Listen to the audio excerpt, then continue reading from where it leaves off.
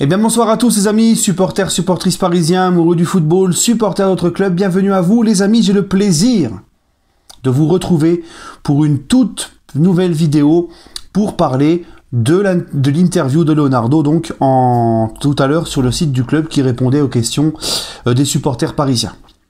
Voilà, donc il a fait une très très bonne interview, il a dit beaucoup de choses intéressantes, je vais pas revenir sur tout ce qu'il a dit parce que l'interview dure 1 heure quand même. Mais je voudrais parler des points quand même qui sont assez intéressants et importants. Tout d'abord, je vais commencer par les prolongations de contrat. Donc il a évoqué les prolongations de contrat. Il a dit qu'on discute, qu'il y a des priorités, que c'est une priorité, pardon, notamment les prolongations de Di Maria, Neymar, Mbappé, que plus le temps avance, plus ils savent un peu ce qu'ils veulent. Vous savez, c'est des négociations pour ces joueurs-là qui ne se font pas comme ça du jour au lendemain. Neymar lui-même l'a dit qu'il était ouvert à prolonger à Paris, à poursuivre l'aventure. Donc voilà, il dit que c'est une priorité, donc voilà. Que ça avance petit à petit, que de toute façon là, avec la crise sanitaire, tout ça, il reste encore 1 an et demi de contrat à ces joueurs-là. Je pense que le club va prendre son temps. Mais personnellement, je ne vois pas le club ne pas négocier ou laisser ça de côté. Non, ils feront au moment opportun. Mais Leonardo nous le dit clairement, ils commencent un petit peu à savoir de chaque côté ce qu'ils veulent. Ça va continuer de négocier, faut pas s'inquiéter. De ce que j'ai compris. Ensuite, les amis, après, vous connaissez mon avis. Le joueur qui ne veut pas prolonger au PSG, qui ne croit plus à ce projet, il se casse. Voilà. Si Neymar ou Mbappé ne veulent pas le prolonger, tu les vends. S'il y en a un des deux qui ne veut pas prolonger, tu les vends cet été, et puis avec l'argent de la vente, tu te fais de l'argent, tu vas te chercher des autres joueurs. C'est pas un souci. Comme je l'ai toujours dit, les joueurs partent, le club reste. Ensuite, il a parlé du mercato. Donc j'ai bien aimé parce qu'il a fait fermer un peu la bouche à tous ces footix qui critiquent son mercato, ces mecs qui sont qui ont le cul sur le canapé et qui font des transactions sur FIFA, tu sais, avec au resto, avec le joueur et l'agent du joueur, avec 3 réponses possibles. Mon joueur souhaiterait tel machin, cliquez sur croix pour accepter, clique à droite pour accepter, clique à gauche pour refuser, clique en dessus pour renégocier. Non, voilà, ça se fait pas comme ça, les gars. C'est le vrai monde des transferts, c'est pas FIFA. Donc il a bien expliqué que si Paris a attendu la fin du mercato pour vraiment faire son mercato, c'est surtout parce qu'il parlait bien sûr des contraintes financières, le contexte avec le Covid, la perte d'argent du club, et qu'il fallait faire des opportunités. Ça, je vous l'avais dit dans une vidéo. Les meilleures opportunités, c'est toujours en fin de mercato. Voilà. Donc il a fait comme il a pu, encore une fois, et comme il le dit, il y a quand même un effectif très compétitif. Il faut être un footix pour penser le contraire. Voilà. Donc ensuite, il a aussi parlé, et ça c'est très important, du fait que le club ne peut pas refuser la sélection pour un joueur. Il y a des contrats, des accords des contrats signés et des accords entre les clubs et les fédérations.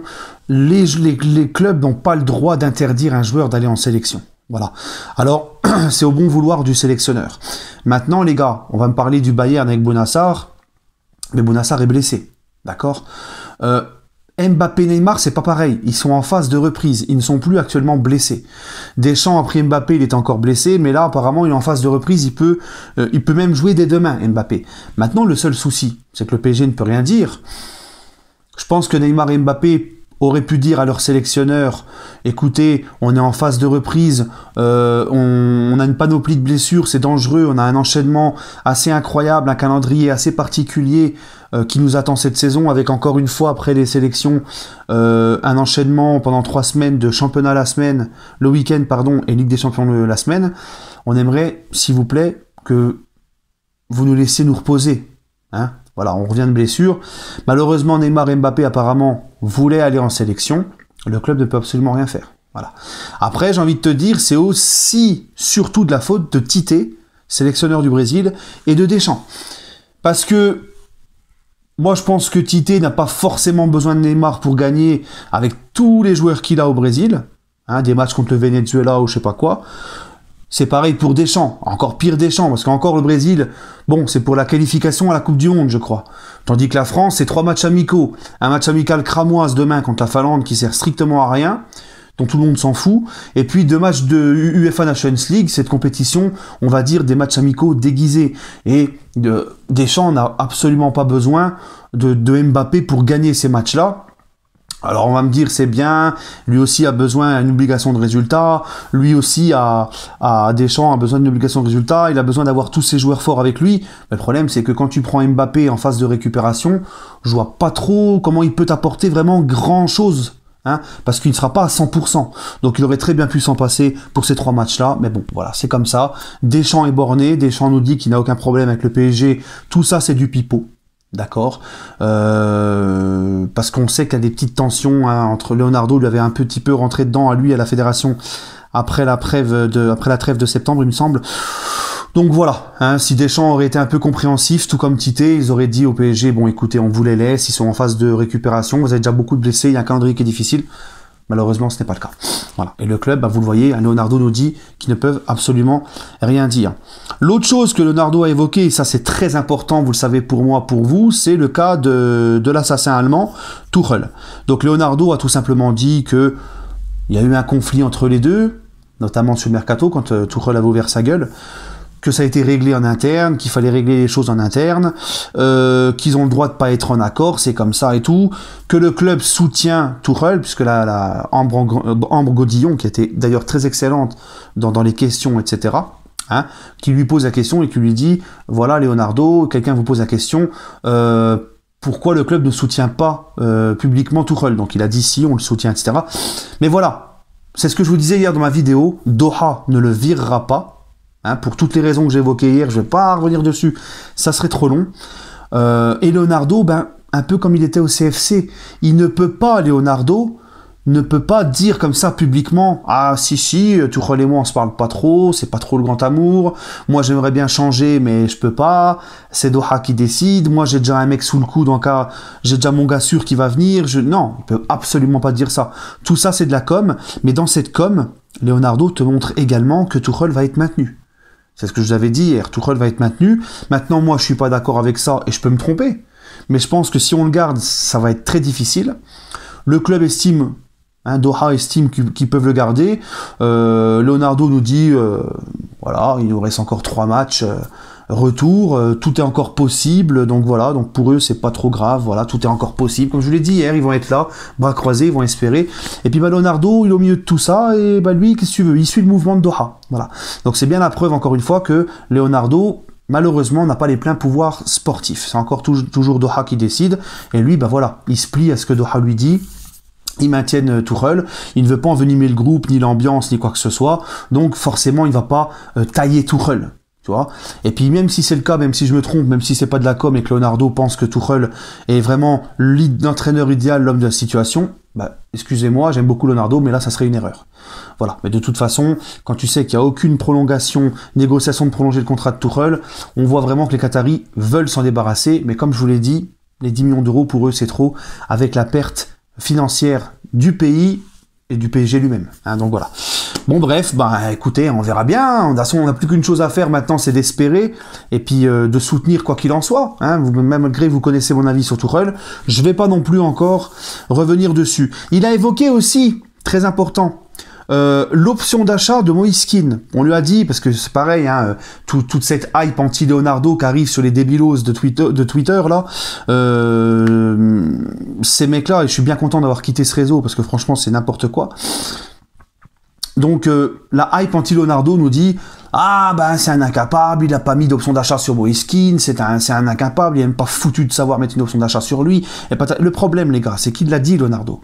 Il a dit « En première ligue, les options d'achat sont très élevées. » Et le PSG n'avait pas les moyens. Il y a déjà l'option d'achat de Florenzi, de Danilo Pereira qui va être activé, il y a eu le transfert d'Icardi.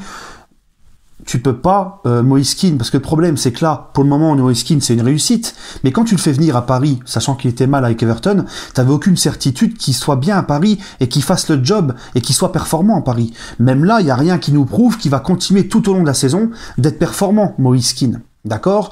Donc, ça serait trop risqué de prendre une option d'achat très élevée pour un joueur qui, si ça se trouve, va avoir du mal au fur et à mesure de la saison, ne va pas confirmer son début de saison, ou un mec qui n'aurait pas du tout réussi.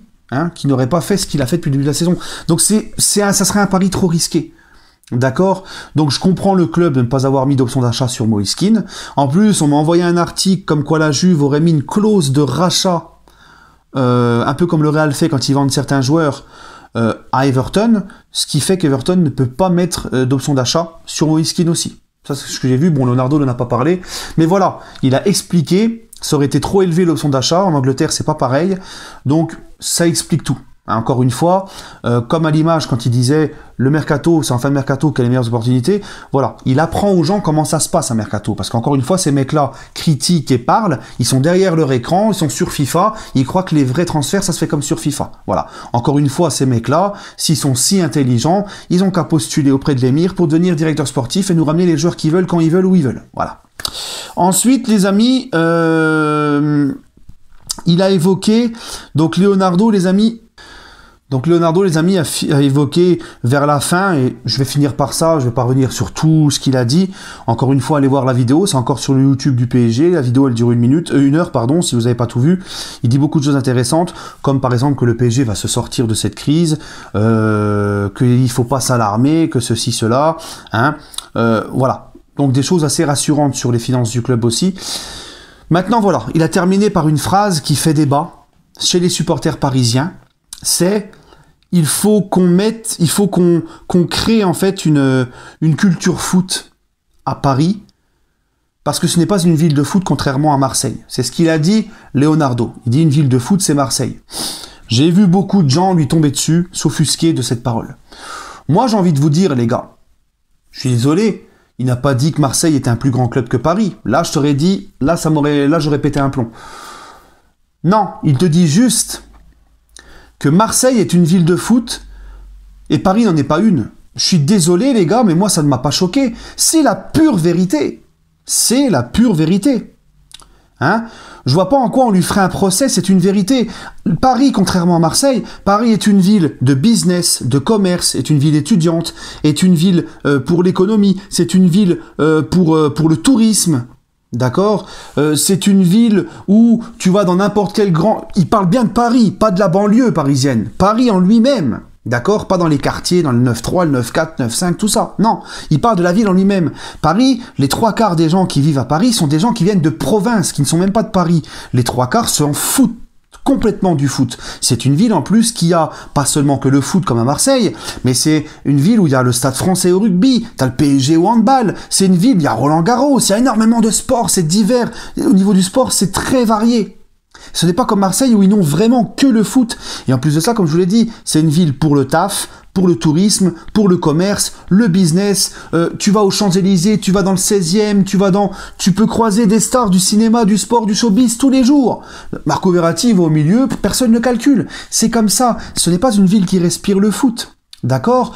Paris, le PSG, il a fallu attendre quand même 1970 pour voir vraiment un vrai club aux ambitions de la capitale. Un vrai grand club se former, le PSG. Avant, il n'y en avait pas un grand club comme ça à Paris, tu vois. D'ailleurs, le PSG lui-même, renseignez-vous, quand il a été fondé, c'est à la base, c'était un PSG. Le PSG a toujours été créé sur pour en faire un club business, marketing. Hein? C'est comme ça. Ce n'est pas une ville de foot, Paris. Il n'y a qu'un seul grand club. D'ailleurs, il n'y a qu'un club en Ligue 1 qui représente la capitale française. Tu n'as qu'un seul grand club, même si Paris FC est premier de Ligue 2, mais ça n'a rien à voir avec le PSG. Voilà, ce n'est pas une ville de foot, Paris. En France, parle-moi de Lens, parle-moi de Marseille, parle-moi de Saint-Etienne, oui. Et on ne peut pas se mentir, Marseille, c'est une vraie ville de foot. Alors les gens vont nous dire, ouais, mais il aurait pas dû dire ça. Maintenant, les Marseillais, ils nous en mettent plein la gueule, ils se moquent, ils nous chambrent. Bah écoutez, laissez-les. Ils n'ont plus que ça, Massakine. Ils n'ont plus que ça, les Marseillais. Hein? Ils n'ont plus que ça pour kiffer. Ils ne gagnent plus rien.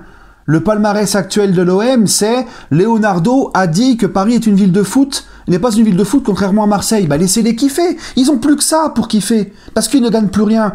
Nous, on n'est peut-être pas une ville de foot, mais tu vois, chaque année, on gagne des trucs. Hein? Puis c'est pas parce que tu es une ville de foot qu'il n'y a pas de footix dans ta ville, parce qu'il y a aussi beaucoup de Marseillais qui portent les maillots, les survêtements d'autres clubs, et aussi même, il y en a de plus en plus, des maillots de Paris à Marseille. Mais Marseille, en lui-même, c'est une ville de foot. Allez voir à Paris, mis à part les ultras et quelques supporters venant de la banlieue, Paris en lui-même, quand on a fait finale avec Champion, les gens n'en avaient rien à carrer. Les gens, la trois quarts, je vous l'ai dit, les gens de Paris, la ville à elle-même de Paris, encore une fois, ils parlent de Paris, la ville de Paris, les trois quarts des gens ne sont pas parisiens. Ils viennent pour le travail, le business, le commerce, etc. D'accord? Et ils en ont rien à secouer du foot. Ils préfèrent peut-être le golf, le tennis, le basket. Voilà, c'est incomparable. Et sur ça, il a tout à fait raison. Il n'y a pas de culture foot et on ne vit pas pour le foot à Paris. Je vois pas en fait où est-ce qu'il y a un problème dans cette déclaration. Voilà. Moi, je trouve que c'est très bien de vouloir justement inculquer cette culture foot dans la ville de Paris. Encore une fois, pas la banlieue, la ville de Paris. Allez les amis, allez, prenez soin de vous et allez Paris.